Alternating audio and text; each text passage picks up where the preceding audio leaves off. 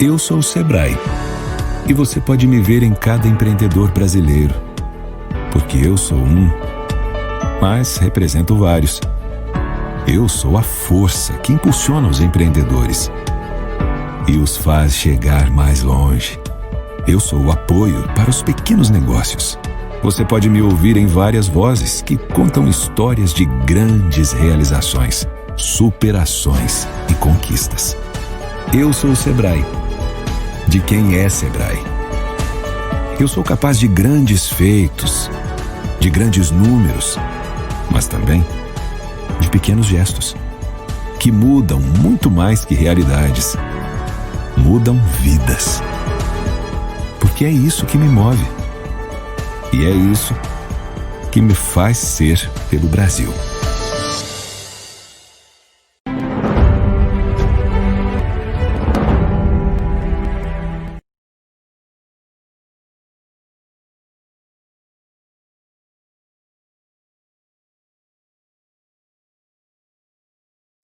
Oi, pessoal, prazer receber todos vocês aqui. Essa é a sessão que nós vamos falar de como as startups israelenses estão ajudando o agronegócio brasileiro. Eu sou o Marco Faldini, nossa consultoria é baseada em Tel Aviv, nós somos apenas brasileiros trabalhando aqui. A IBI Tech quer dizer Israel Brasil Innovations. A gente só trabalha com inovação. No dia de hoje nós vamos falar de agricultura, que é um grande motor da economia brasileira. Um prazer estar aqui com vocês.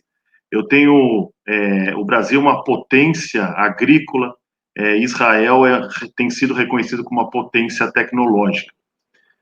Hoje a gente vai falar um pouquinho dessa sinergia e de como a tecnologia vem transformando o nosso ambiente agrícola no Brasil. A gente vive uma digitalização de processos e facilidade de acesso à tecnologia em todos os ramos da economia, e na agricultura não é diferente.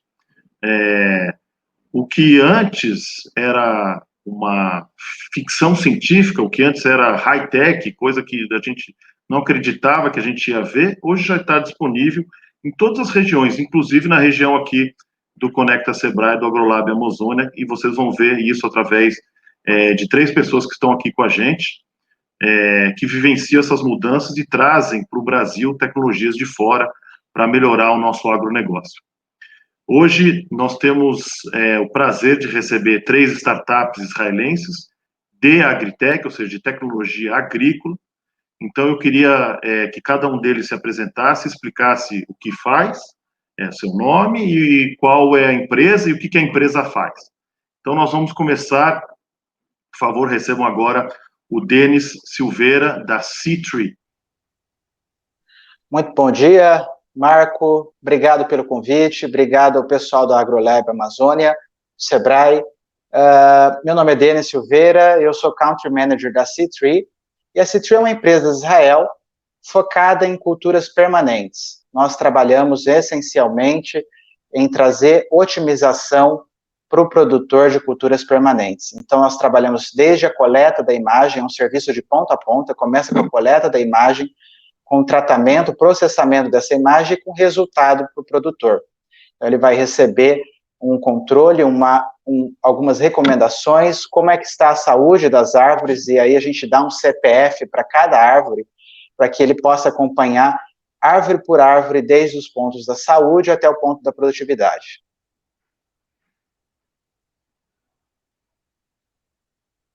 Ótimo. Obrigado, Denis, por estar aqui com a gente. Agora nós vamos chamar o nosso segundo panelista. Queria receber aqui o Danilo Marques, da Agritask agora. Ô Marco, bom dia. Primeiramente, agradecer ao pessoal da AgroLab Amazônia, né, justamente pelo nosso convite aqui, o pessoal da IBTech, para falar um pouquinho sobre essas tecnologias israelenses, né. Como você comentou, meu nome é Danilo Marques, eu sou engenheiro agrônomo responsável por desenvolvimento de novos negócios da Agritask.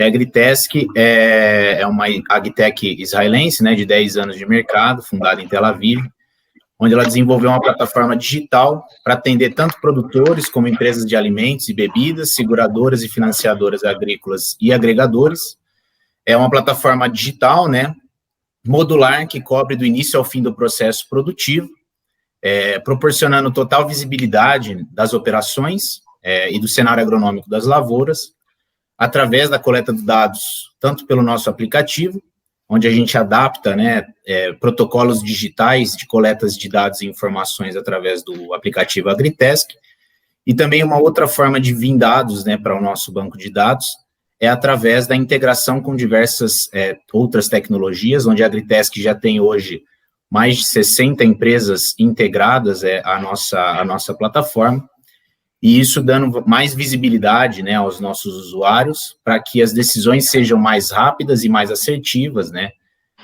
viabilizando aí uma economia de recursos e o acompanhamento de planejamento e execuções das tarefas de campo. Beleza. Temos tecnologia de ponta aqui com a gente hoje mesmo. Agora, nós vamos receber o Lucas Geraldini. O Lucas Geraldini é da Taranis. Seja bem-vindo, Lucas. Conta aqui um pouquinho para a gente o que você e sua empresa faz. Oi, Marco, tudo bem?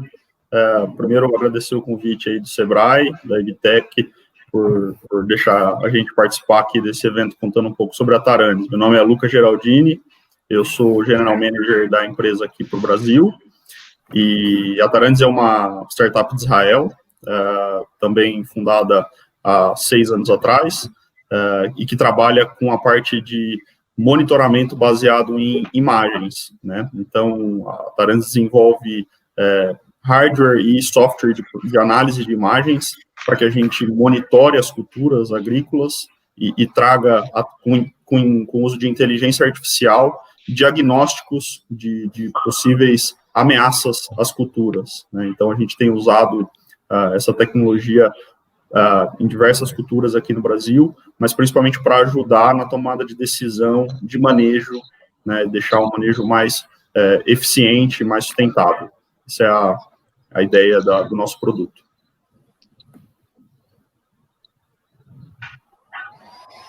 Beleza. Nós vamos, agora que já passamos da apresentação, vamos agora começar com as perguntas para cada um de vocês. Lucas, você fica aqui comigo, em seguida a gente chama os outros. Eu queria que você explicasse para o nosso público como é que você define, como é que você vê o que se fala por aí do que é a agricultura 4.0 e o que está acontecendo com a digitalização dos nossos campos no Brasil e também no mundo inteiro. Tá bom.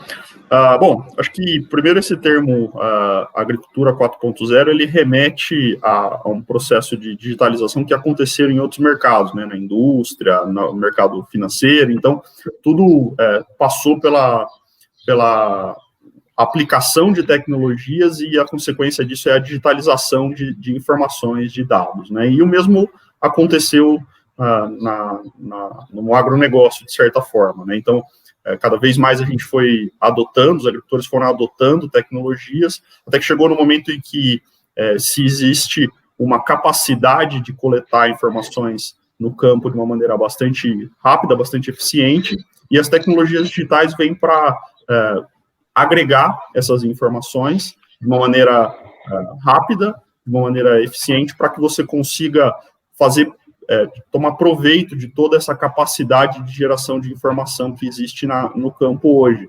Então, com o desenvolvimento das tecnologias, desde monitoramento climático, a monitoramento de equipamentos, colheitadeiras, plantadeiras, enfim, você passou a ter a capacidade de gerar muita informação, né, e ser capaz de conectar todas essas informações de uma maneira eficiente, digital, né, que te permite acessar esse dado de uma maneira muito prática, é onde a gente está vendo esse desenvolvimento da agricultura 4.0, né? É basicamente isso que eu entendo pela agricultura digital, né? O que está acontecendo é que nós estamos todos trazendo o mundo analógico para o mundo digital, e isso não modifica, porque está no campo distante dos grandes centros ou de redes de internet potentes. Denis e Danilo, alguma maior informação com relação à agricultura 4.0? Se alguém tem, por favor. Eu, da minha parte aqui, eu acho que o Lucas foi bem coerente com a resposta, né? Eu acho que é o uso de toda a tecnologia, né, que vem surgindo de inúmeras outras áreas também, né? E, claro, com a questão da conectividade, do uso de bancos de dados e tudo de uma forma digital, trazer isso para a agricultura, né, e principalmente para a agricultura brasileira, que tem uma adoção bem positiva, né, de tecnologias, vem somente a somar e aumentar ainda mais o potencial produtivo, né, da agricultura. E, claro, né, para facilitar ainda mais as tomadas de decisões, as discussões mais assertivas entre as equipes. Então, acho que, da minha parte, eu só queria agregar esse ponto. Isso, sem dúvida, o Brasil tem todos os nossos desafios, né, e hoje gerar informação não está sendo tão difícil, o problema é lidar com o número de informação que você recebe todos os dias, e acho que o grande desafio das agritechs é realmente trazer isso, como o Lucas comentou, transformar isso em algo prático, para se tomar uma decisão rápida, certeira, e garantir o sucesso da cultura. Ok. Vamos para a nossa segunda pergunta. Danilo, agora é com você. Aproveitar a tua experiência em mais de uma startup israelense, você também já visitou os famosos kibbutz que tem em Israel. Conta para a gente como é que um país que tem uma área agricultável tão pequena consegue ensinar tecnologia, consegue exportar conhecimento para o nosso Brasil aqui do outro lado do mundo. Não, com certeza, né, Marco? E acho que a resposta para essa pergunta é justamente, né, pegando em consideração a história do país e do povo israelense, né, que é uma história que se inicia num local com muita escassez hídrica, né, onde se chove muito pouco e quase não há fonte de água potável, né, água doce de qualidade, e também uma realidade com um solo pouco fértil, né, e além disso tudo, né, no início da criação do Estado de Israel e do desenvolvimento, né, do país, você tinha um problema político muito grande, né, com todos os demais vizinhos. Então, isso criaram-se problemas reais e demandas reais, né, justamente, e levando em consideração todo esse cenário, e também, né, com certeza, pegando um ponto que justamente na dificuldade, né, que se identificam e se criam-se soluções e oportunidades, e com o foco em resolver esse problema real, né, que era do abastecimento interno de alimentos para o povo, o povo israelense usou da tecnologia para superar todas essas dificuldades, né, então criaram-se sistemas eficientes de irrigação, né, onde você utilizava menos uso de água, né, o reuso da própria água para a agricultura e para outros fins, criação de tecnologias, né, que justamente pudessem viabilizar o cultivo em áreas impróprias, né, como estufas, e a própria tecnologia, né, de estufas também para viabilizar o uso das áreas, né, implementação também de sistemas de controle de mensuração e desenvolvimento dos cultivos para que você seja cada vez mais assertivo, porque lá é um ambiente que você não pode errar, né, justamente. Então, possibilitaram, né, justamente, você sair de um país que você quase não tinha aptidão nenhuma para a agricultura, para hoje ser um dos grandes exportadores de alimentos aí, e também, né, como você mesmo comentou, sede de outras grandes empresas, né, como Netafim, Razera, Rivolis, entre outras mais, que justamente puderam levar esse tipo de tecnologia. E quando você pega em consideração o Brasil é um país com altíssimo, cuidável, né, aptidão para a agricultura. A gente vê isso, né, que o agro brasileiro tem cada vez crescido mais e mais, né, na mídia, não só local, mas mundial. E é um local excelente, né, para justamente poder aproveitar dessas tecnologias que vêm sendo criadas, como as que foram criadas em Israel. Israel, pelo menos, tem algumas contribuições muito fortes, e eu que vivo aqui em Israel, eu consigo veio muito forte. A irrigação localizada foi uma invenção dessa empresa que você comentou, Netafim, é líder mundial nesse setor, também está presente no Brasil. Aqui tem a maior quantidade de água dessalinizada, que também está começando a ser usada no Nordeste brasileiro, porque não tem água para a população de pluviometria, de chuva. E o reuso também é muito forte. Realmente são tecnologias que Israel exporta para o Brasil. Denis e Lucas, alguma contribuição com relação à capacidade tecnológica ou de conhecimento de agricultura de aderência ao Brasil? O Danilo comentou bem, né? Um dos motivos de Israel estar tão avançado do ponto de vista tecnológico é que não há possibilidade de erro, né? Houve uma pressão de seleção intensa e essa tecnologia foi gerada e foi trazida às vezes de outras áreas como segurança ou até da própria subsistência e trouxe aí grande contribuição para a agricultura. Então, para o Brasil é um prato cheio, né? Um país com muitas áreas, com bastante oportunidade. Você conseguir adotar grande parte da tecnologia e fazer aí muito mais na área que a gente já tem disponível.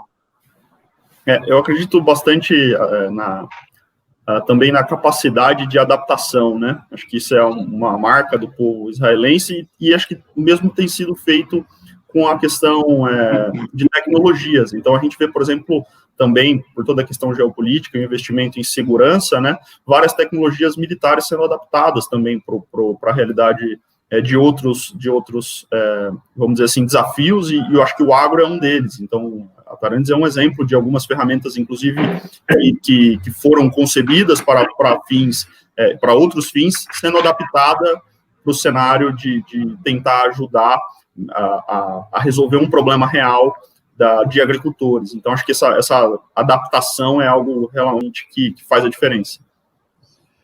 Nós, na nossa consultoria, a gente vê muito caminho e muito troca entre tecnologia israelense em geral, não só de agricultura, com o Brasil, porque tem muita tecnologia que às vezes vem do setor militar, como vocês falaram, que é adaptável. Denis, essa agora para você. Como é que você vê o momento da agricultura de precisão no Brasil hoje?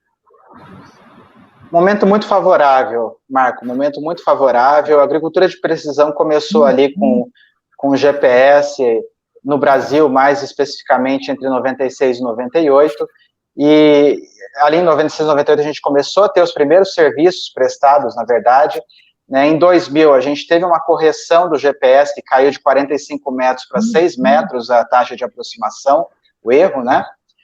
E a partir daí, hoje a gente tem um cenário muito vantajoso. Nós temos, de acordo com o Radar Agritech Brasil 2019, que foi feito pela SP Ventures, pela Homo Ludens e pela Embrapa, nós temos cerca de 1.125, pelo menos até 2019, cerca de 1.125 agritechs no país. E eles dividiram essas agritechs em 3 grupos, praticamente. 18% está antes da fazenda, ou seja, com pesquisa e desenvolvimento, com laboratório, com geração de equipamento, muitas vezes, para ser usado na fazenda. 35% dessas startups, dessas agritechs, estão dentro da fazenda, trabalhando nas diversas áreas, desde o plantio até a colheita. E 47% vai trabalhar com a logística, desde a saída desses produtos, dos subprodutos da fazenda, até o consumidor final. E isso é muito interessante, porque você vê um ambiente muito propício. A agricultura brasileira ela é muito forte, muito resiliente, apesar de ter uma infraestrutura muitas vezes sucateada, dependendo da região, né, em termos de estrada, em termos de portos. Então, mesmo com tudo isso, a gente tem um ambiente que vai se reinventando a todo momento para conseguir levar o alimento aí para todos aqueles que estão precisando, né, que vão fazer o consumo. E um bom ponto até para que a gente lembre, e aí foi bastante citado no segundo censo de Agritechs de Startup, que foi trabalhado pelo pessoal da Agritech Garage, da Exalc e do CNA, que 54% das soluções que estão vindo dessas startups, das agritechs, elas necessitam de conectividade do campo. Ou seja, olha o quanto é importante, por mais que a gente tenha um cenário muito favorável, a gente ainda tem desafios que em outros países são tomados por muito básicos, né? Então, vem aí, há essa necessidade aí de criar ferramentas que em algum momento vão auxiliar também do ponto de vista de conectividade. A tendência de conectividade por low power, de baixa necessidade de energia, é uma das tendências do agronegócio brasileiro mesmo. Eu vou pular para a próxima pergunta. Obrigado, Denis. Danilo, essa é para você. A gente acabou de falar de um monte de agritech, já tem 1.125 no Brasil. Como é que você vê a aceitabilidade pelos produtores agrícolas, que historicamente tinha uma fazenda lá que produzia alguma coisa, ou gado, ou café, ou soja, ou milho, enfim, várias coisas. Como é que você vê cana, muitas coisas que aqui no Brasil a gente tem. Como é que você vê a aceitabilidade de tecnologia nas fazendas? E, especificamente, se o fato de você, na sua empresa, trabalhar com tecnologia israelense, se isso faz alguma diferença para o produtor, que ele rechaça ou que ele gosta mais, enfim, conta um pouquinho disso para a gente. Não, com relação à parte de aceitabilidade, né, o agricultor brasileiro, né, e todos os players envolvidos, né, na produção agrícola, a aceitabilidade sempre foi muito alta, né, o brasileiro, ele é um desbravador aí que não só dos meios de procurar novas áreas, mas também para utilizar melhor as suas áreas, utilizar, ser pioneiro, né, em desenvolver tecnologia ou apoiar desenvolvedores de tecnologia. Isso é muita referência, não só local, né, em diversos, entre estados, entre regiões, mas também a nível mundial, né, e acho que é válido também ressaltar uma pesquisa recente que foi liberada pela Embrapa, em conjunto com a Embrapa, o INPE e o próprio Sebrae, onde fala que, atualmente, né, 84% dos agricultores brasileiros já adotam algum tipo de tecnologia digital como ferramenta, né, de apoio à produção agrícola.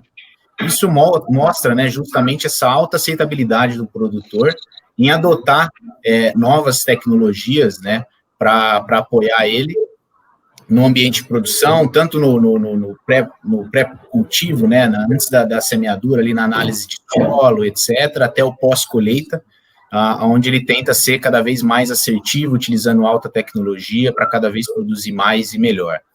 E com relação a esse fato, né, da tecnologia ser israelense, se isso faz ou não algum tipo de diferença, né, se tem algum apreço, vamos dizer assim, né, por parte do produtor, eu acho que vai muito com relação à resposta que eu dei anteriormente, né, o uso de tecnologia, além de possibilitar que Israel pudesse produzir de forma escalável, também colocou, né, Israel como um dos principais players do mercado de tecnologia para o agro, né, agro mundial. E isso no momento quando a gente está conversando com um produtor ou qualquer outra empresa da cadeia do agro, né, isso é muito perceptível, né, porque essa história de Israel e o fato de Israel hoje exportar tecnologia, isso é muito latente no mercado. Então, é bem positivo, vamos dizer assim, a aceitação por todos esses players, né, desde o produtor até a indústria consumidora ou beneficiadora também. Lucas, a sua empresa tira CPF das árvores e trabalha com gerenciamento por imagem e tal. Como é que é o tipo de aceitação disso da Taranis aqui no Brasil? Tá bom. Eu acho que, assim, a parte do CPF das árvores foi o Denis que comentou sobre a Citri, mas falando foi a Citri. Falando sobre a Taranis especificamente, tá? A gente trabalha com imagens, né? Então, o que a gente usa são ferramentas de imageamento de precisão, que a gente chama, tá? Então, a gente usa uma série de formas de fazer aquisição de imagens para que a gente possa processar e entregar os diagnósticos. Então, a gente vai desde satélites, né, de alta resolução, até um imageamento patenteado pela Taranis, que a gente chama de imagens submilimétricas. Então, a gente desenvolver um hardware que é capaz de capturar imagens em movimento, né? Então, você consegue acoplar essa câmera, né, seja num avião, seja em um drone, e sobrevoar a lavoura, né, numa velocidade muito alta, fazendo muitos pontos de amostra no campo, né? Então, também ajudando um pouco com o gargalo de monitoramento, porque a gente sabe que isso é um gargalo, no Brasil se cultivam grandes áreas, né? E você tem uma dificuldade em percorrer todas essas áreas num tempo hábil para tomar uma boa decisão embasada em dados. Então, essas imagens com alta resolução que a gente captura dos campos, a gente consegue processá-las com inteligência artificial e entregar um diagnóstico disso, né? Então, por exemplo, algumas coisas que são possíveis de fazer, você consegue contar plântulas de milho, ou de soja, ou de algodão emergindo, né, e determinar quantas plantas por hectare você tá tendo ali naquele ponto. Você consegue identificar ervas daninhas a nível de espécie, então você consegue entender quais os problemas de erva daninha, em termos de quais são as espécies presentes na área que você está manejando e qual a melhor estratégia de manejar, de controlá-las. Você pode, por exemplo, enxergar danos de insetos e às vezes até os próprios insetos e com isso também ser capaz de tomar uma decisão de manejo, enfim. Tudo isso agrega em um sistema de monitoramento mesmo, que não visa substituir a mão de obra do campo, mas sim complementar em momentos onde a gente enxerga que existe um gargalo, existe mesmo uma limitação de capacidade mesmo de você percorrer tudo e conseguir gerar um dado bastante rápido. Eu imagino, o cara recebe de pronto uma informação de quantas plantas novas ele tem lá no meio do campo que ele não consegue nem chegar a pé. É incrível isso. Vamos fazer aqui a correção. Denis, fala do CPF das aves. Quando você chega para o produtor rural e fala assim, está aqui a lista quilométrica do CPF das árvores. Como que o pessoal reage a isso? E vou complementar e já pedir para você comentar um pouquinho sobre o que o Lucas puxou, se tem utilização de inteligência artificial na tecnologia de vocês também. Joia, sem dúvida. O primeiro passo está na identificação das dores, né? O programa, ele trabalha com machine learning, então é um aprendizado constante. Cada vez que você captura mais imagens, e a gente também começa a primeira parte na captura de imagens, seja por drones, por avião, ou até mesmo com satélites. Então, você faz essa captura de imagens, cada vez que você roda o processamento, o sistema ajuda você a identificar novas questões, novos padrões, novas situações que o produtor vem enfrentando. E quando a gente fala especificamente, a C3, ela trabalha em culturas permanentes, e aí eu comentei do CPF das árvores, é que quando você trabalha com uma cultura anual, normalmente o ciclo dela, ela vai ali 3, 4, 5 meses, de grande maioria. Tá? Então, se você for bem, você vai ter o seu lucro ali no final desse período. Se você for mal, você vai ter também o teu prejuízo ali no final. Mas você tem chance ali de, na próxima safra, conseguir, às vezes, compensar. Quando a gente fala de culturas permanentes, nós estamos falando de uma situação onde os 3, às vezes até os 4 primeiros anos, uma cultura, por exemplo, dos citros, você não tem nenhum tipo de colheita, você não tem nenhum tipo de abatimento do seu investimento. Então, se você erra, se você perde uma árvore que seja, você já está tendo ali um impacto muito grande na última linha do seu balanço.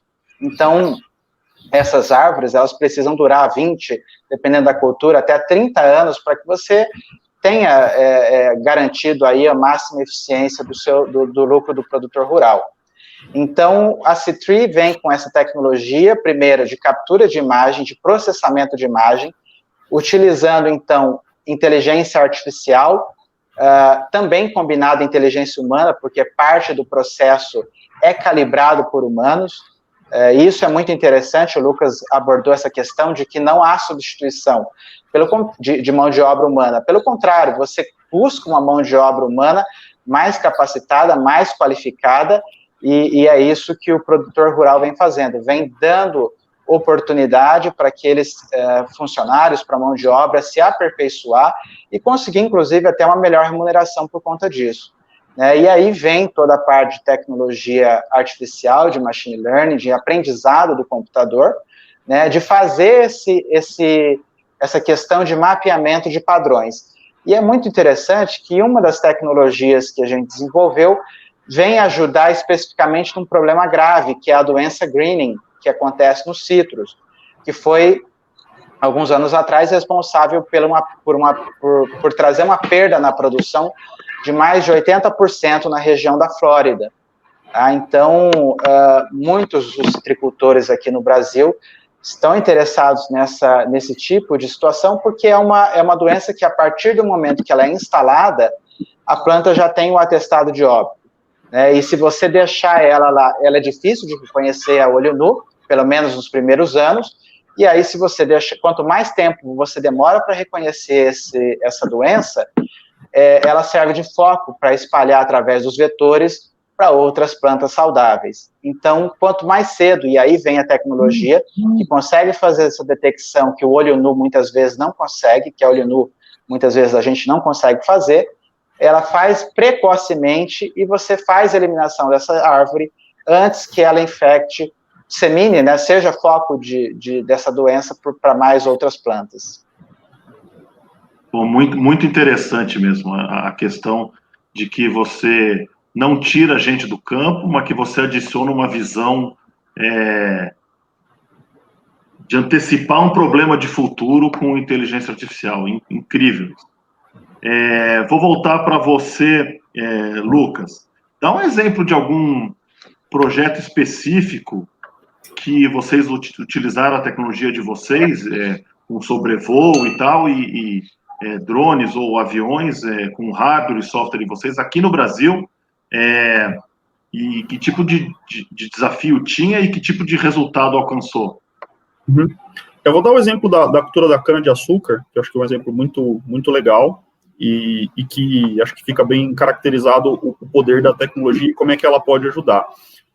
Imagina a cultura de cana-de-açúcar quando a cana está já mais próxima de ser colhida, é uma cultura bastante fechada, bastante densa, e é muito complicado você caminhar por dentro do talhão, e chega até a ser perigoso, então não é exatamente um trabalho muito fácil. A gente usa a nossa tecnologia, por exemplo, para sobrevoar essas áreas, numa velocidade muito rápida, a gente cobre, dependendo da situação, a gente consegue cobrir aí até 2, 3 mil hectares por hora, com um avião, fazendo uma amostragem bastante densa, aí mais de 1 ponto por hectare, identificando as ervas daninhas que estão, a comunidade de ervas daninhas que estão naquele talhão. Então, quando você passa do lado do carreador da cana, você tem uma visão muito lateral do problema, e você poder trazer essa visão para uma visão de cima para baixo, 90 graus, te dá uma perspectiva muito maior. Então, a gente tem voado aqui no Brasil, por exemplo, em cana-de-açúcar, fazendo esse levantamento da comunidade de ervas daninhas que estão presentes no talhão de cana-de-açúcar, em momentos que não seriam possíveis, nem na mesma velocidade, nem na mesma densidade amostral com gente, fazendo esse processamento, entregando isso em até 72 horas para os canavicultores, e mais que isso, entregando uma lista de quais são os problemas reais que ele tem naquele campo e que vai ajudar ele a tomada de decisão, muitas vezes, para 2 ou 3 anos, porque ele está falando de uma cultura também, cana-de-açúcar, ela é semi-perene, ela é cortada, mas ela rebrota todo ano, a soqueira. Então, você tem ali um direcionamento de qual é o problema que teu canavial está convivendo e quais as estratégias de manejo você deveria adotar para próximo, talvez até para outras safras, para combater isso. Então, isso tem sido um uso bastante de sucesso aqui do nosso serviço de monitoramento aqui no Brasil, e que tem ajudado bastante, tem sido alvo de bastante, vamos dizer assim, elogios por parte de quem está utilizando aqui no Brasil, exatamente por trazer essa perspectiva diferente de monitorar num cenário onde não era possível anteriormente. Não, eu imagino, o cara em 3 dias olhou sei lá quantos, alguns milhares de hectares, coisa que ele não conseguia antes, né? E essa questão da tecnologia é muito diferente, porque nós estamos usando aqui no Brasil uma tecnologia desenvolvida, provavelmente deve ter começado num ambiente militar, ou alguma coisa assim, de monitoramento, e que lá, aqui em Israel, não tem cana, porque não tem água, né? Então, é a adaptabilidade de uma tecnologia criada para um desafio específico, que pode ser adaptada para outros e que hoje está gerando riqueza para os produtores rurais com maior efetividade no Brasil. Muito legal. Eu queria agora entrar um pouquinho dentro da região da Amazônia. Nós estamos aqui num evento do AgroLab Amazônia. Eu queria saber, vou começar com o Denis, e depois os outros eu queria que comentassem também, se as empresas de vocês, eu sei que vocês não estão baseados com escritório no Brasil, na região da Amazônia, mas eu queria saber de vocês, Denis, começa você, por favor, com que tipo de clientes ou potenciais clientes da região amazônica encaixam hoje com a tecnologia de vocês. Legal, boa pergunta, Marco. É o seguinte, a C3 começou no Brasil agora, recentemente, em 2019, é uma empresa bem jovem, ela foi fundada em 2017, agosto de 2017, veio para o Brasil ali em meados de 2019, e nós começamos com a cultura dos citros, então toda a região paulista, um pouquinho de Minas Gerais. E nós temos um plano de expansão, como nós trabalhamos exclusivamente com culturas permanentes, de entrar em outras culturas. Em outros países, nós já estamos trabalhando com amêndoas, no Chile, com castanhas, e na Indonésia, em particular, nós trabalhamos com a cultura da palma. E o Brasil, especificamente na região da Amazônia, no Pará, tem um grande potencial, trabalha já com uma grande área de palma, e é um dos mercados que a gente está visualizando começar os testes e adaptar os nossos algoritmos para a realidade brasileira, exclusivamente aí da região amazônica, com a cultura da palma. Muito legal. Vamos ver se já vamos logo ter clientes de cultura perene para vocês por lá. Lucas, Danilo, vocês têm clientes na região? Vocês têm projetos na região? Ou estudos para alguma coisa específica da região hoje? Bom, Marco, no nosso caso, né, a Agritesc, ela foi fundada ali em 2010 e ela já tem atuação aqui no Brasil há quase 6 anos já, né, e a região da Amazônia Legal, né, basicamente tomando como esse ponto, foi uma das principais regiões, né, onde a gente começou os nossos trabalhos. E a gente tem, né, alguns dos nossos principais projetos, inclusive, estão localizados nessa região. Então, a gente tem algumas empresas, né, que são conhecidas nacionalmente, até globalmente, né, como o Grupo Bom Jesus, Agropecuária Fazenda Brasil, Suzano, General Mills e alguns outros, né. E acho que, contando um pouquinho de um dos casos, né, como um dos que seria interessante, acho que o caso da General Mills, né, onde toda a operação agronômica e de qualidade do milho pipoca da Ioki, né, que é aquele milho de micro-ondas, né, pipoca de micro-ondas que o grande pessoal conhece aí, é feito utilizando o sistema da Agritesc, né, onde a gestão de pragas e doenças também, e recomendações regionais, através de visualizações e alguns relatórios é feito através do sistema, tudo isso, né, apoiando e ajudando a lavoura a trabalhar de forma também mais sustentável, uma vez que você tem mais visibilidade, né, de como que está o desenvolvimento, né, da sua lavoura, como é que está a incidência, né, de pragas, doenças, como é que está o estágio fenológico, potencial produtivo, né, acho que isso ajuda também aos produtores e principalmente esse grupo a trabalhar de forma mais sustentável, e também pelo fato de se ter mais essa visibilidade, né, do campo, como é que está esse desenvolvimento, potencial produtivo, por ser um processador, vamos dizer assim, né, uma empresa de alimentos, ela acaba tendo visibilidade e entendendo, né, a qualidade e o volume que está sendo produzido, para ela, como fábrica, poder entender, né, e se preparar para esse momento aí de processamento de todo esse volume que está vindo dessa região, né, especificamente aí na região da Amazônia Legal, para poder se preparar enquanto fábrica aí a processar. Legal. Lucas? Olha, a gente não tem nenhum projeto específico ainda na Amazônia, tá? Mas nosso sistema é um sistema bastante, eu diria que agnóstico, né?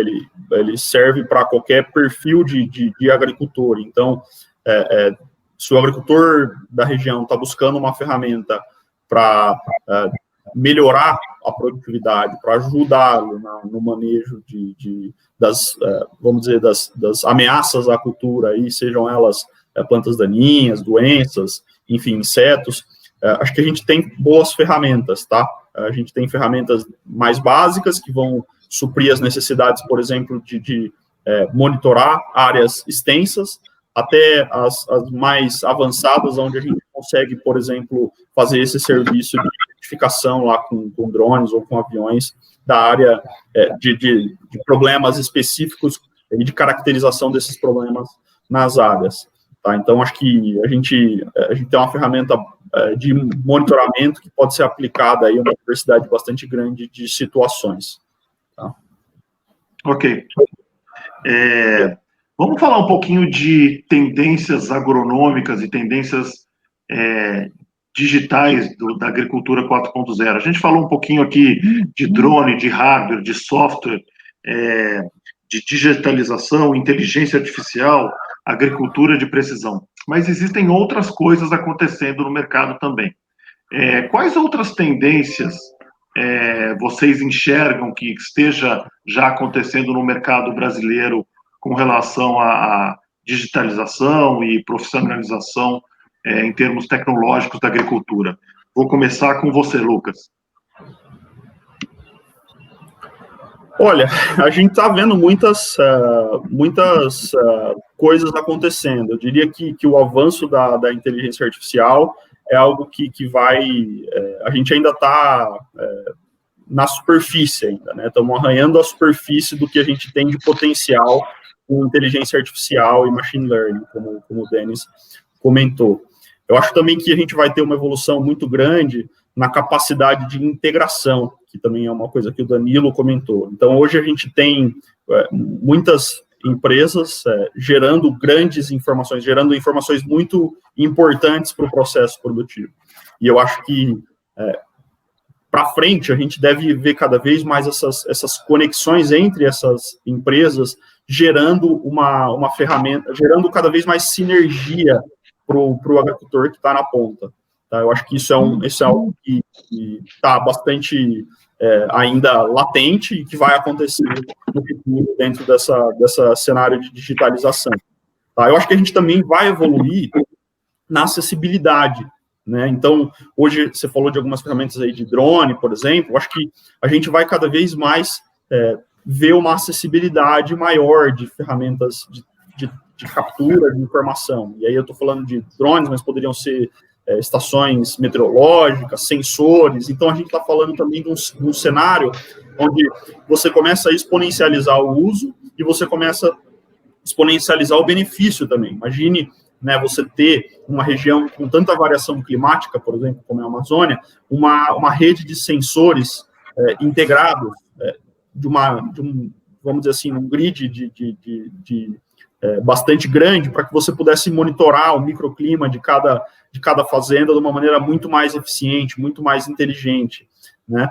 Então, assim, acho que tem tendências de desenvolvimento. Acho que a conectividade é algo que também tem sido bastante comentado, e eu acho que é o facilitador dessa história. Então, a gente está vendo movimentos de grandes companhias avançando na colocação de redes de 4G para áreas rurais. Eu acho que isso é algo que também a gente ainda está só começando. Quando a gente estiver começando a ver, de fato, a tecnologia 5G expandindo, a gente pode também ter uma mudança de paradigma com relação à conectividade. E acho que tudo isso vai corroborar com um ambiente mais conectado, mais integrado, e que, no final das contas, minimiza o atrito na obtenção e processamento da informação que a gente está usando hoje para a tomada de decisão. Acho que é nesse caminho que as coisas devem caminhar no meu ponto de vista. Denis, Danilo?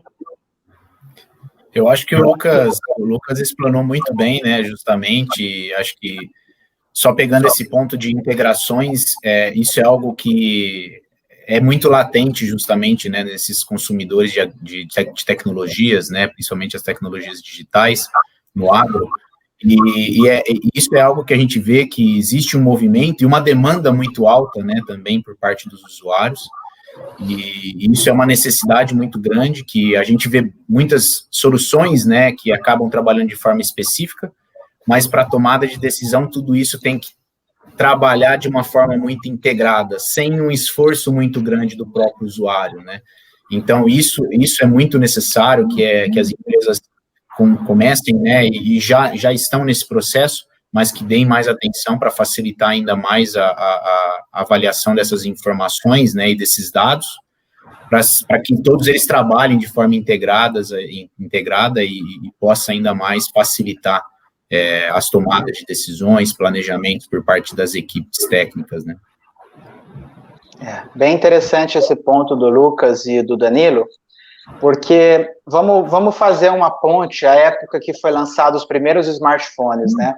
Todas as empresas queriam fazer o próprio aplicativo, aí você tinha lá, vamos baixar o aplicativo dessa empresa, da outra, e não do meio rural, mas qualquer que seja, né? E aí você tinha um celular cheio de aplicativo, não conseguia mais colocar, não tinha mais espaço para tirar foto, né? E então, essa parte que eu quero mostrar que a integração é importante, porque coletar dados não vai ser, talvez, o ponto mais difícil. Claro que você vai ter evolução de sensores, você vai ter evolução de satélites, você vai ter evolução de vários os aspectos e ferramentas para coletar, né? Mas cada empresa vai fazer isso com mais ou menos eficiência, e você vai ter outras que vão começar a agregar, né? Algumas empresas são específicas na área de irrigação, na umidade do solo, etc. Outras vão trazer mais informações coletadas de drones ou de aviões e etc. Né? E aí você vai ter aquilo que o pessoal, que a indústria chama de API, né? Uma empresa tentando fazer com que você consiga trazer aí mais dados para o seu aplicativo, por assim dizer, né, para a sua interface, para você ter mais processamento, mais informação e trazer isso de forma resumida para o produtor. Porque, afinal, a tecnologia ela vai vir para ajudar o produtor a tomar uma decisão. Se ele tiver ali vários monitores, muita informação sendo descarregada de uma maneira muito diferente, em vários aplicativos, em várias interfaces, o que vai acontecer é que vai atrapalhar, e aí você tem uma desadoção da tecnologia sem intenção, né? Então, é importante essa tendência, que foi bem explorada pelos meus dois colegas, para que haja essa integração aí, para que realmente faça com que a tecnologia fique muito acessível. Nós estamos falando de um movimento que não tem volta de digitalização, mas eu concordo com você, Denis, que quando a gente tem muita informação, a gente às vezes fica perdido e talvez tenha que ter uma agregação desse conteúdo. Agora, Denis, você, como os outros, você é um brasileiro que trabalha numa startup israelense, mas você também trouxe algumas informações sobre o cenário de agtech brasileiro, com 1.125, como você falou. Como que você vê o cenário high-tech das agtechs brasileiras e o momento de investimento dessas empresas puramente nacionais, que tem um approach um pouquinho diferente de deep tech, como tem as israelenses? Isso. Claro que cada país, cada modelo, você vai ter seus pontos fortes e pontos fracos, né? E acho que a grande vantagem de uma startup brasileira é que está num momento muito propício. Está no país certo, em primeiro lugar, assim, você tem área para crescer, você tem muita oportunidade, e o Brasil, você tem uma barreira de idioma muito grande, o que muitas vezes impede ou dificulta empresas de fora para identificar, primeiro, para comercializar também o produto, mas também para identificar melhorias, para fazer com que a empresa consiga captar exatamente a dor daquele agricultor. né? O que está acontecendo? O que aquele agricultor precisa? E muitas vezes empresas de fora não têm, por conta até do idioma, não tem essa facilidade em identificar e entender corretamente. Então, esse é um atalho, né, uma fortaleza de uma empresa que já começa aqui no Brasil. E é um ambiente que está muito propício. De 2017 para cá, ainda com os dados do censo de AgTech da Startup Brasil, mais de 40% das AgTechs brasileiras, elas foram criadas de 2017 para cá. Então, é um mercado bastante promissor, é um mercado bastante jovem, né? 58% dessas empresas têm algum tipo de propriedade intelectual protegida, ou pelo menos já submetida para o processo de patente ou propriedade intelectual, né? E isso vai dando soma positiva aí para o cenário brasileiro. A gente tem dados, não especificamente do Brasil, mas em 2019 foram investidos na América Latina mais de 20 bilhões em termos de investimento no setor agri-food, que aí entra o agritech e também a parte de food. Claro que a parcela de agritech em específico, ela não é tão representativa quanto o food em termos de investimento nesse último ano, de 2019, mas mostra que o setor é muito forte, mostra que o setor precisa de inovação e, como eu comentei, nós precisamos fazer mais com menos, ou até melhor, nós precisamos fazer muito mais com menos, e a gente sempre tem aquele chavão, que a gente sempre fala que o Brasil é o celeiro, né, do mundo, mas esse celeiro tem limite, você não pode mais abrir área da forma que era no passado. Então, para que a gente dê conta de toda essa projeção de aumento de pessoas, aumento de gente precisando comer, você tendo aí cada vez mais o aumento de poder aquisitivo de países, às vezes, como o Brasil, como a Índia, como a China, né? Então, para que você dê conta dessa demanda, você vai precisar produzir muito mais. E é aí que entra, né, a startup brasileira, e a gente está num período, eu comentei um pouquinho de investimento, mas hoje você tem investimento para uma ideia muito mais fácil do que há 10 anos atrás. Hoje você tem muitos venture capitals, investidores anjos, que entram não só com dinheiro, como o smart money, que é, de fato, você trazer conhecimento, você apresentar pessoas para outras pessoas, você fazer com que a sua empresa, às vezes, tenha acesso a empresas maiores, para conseguir não só um investimento, mas clientes, informações, dados, acesso a pesquisadores, né? Então, acho que o país está realmente numa posição muito boa, as startups que estão vindo também estão numa posição muito boa, e o Covid, que começou aí no Brasil mais por volta ali de março, né, ele veio acelerar todo esse processo.